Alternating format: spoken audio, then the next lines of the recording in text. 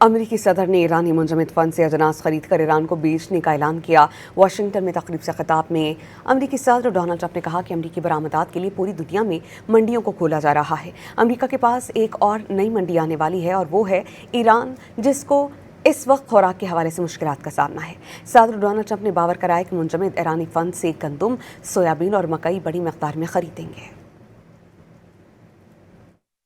Opening markets to the American exports, and all over the world we're opening up markets for the farmers.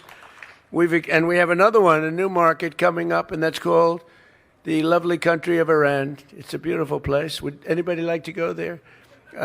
The Islamic Republic of Iran, they're having a hard time with food, and we're going to be taking some of their money and we'll spend it, and we're going to be buying wheat, soybeans, and corn, a lot of it.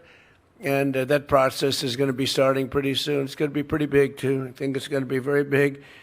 We did for the farmer. I took a lot of heat because sometimes there is a group of people that are the exact opposite of the farmers. And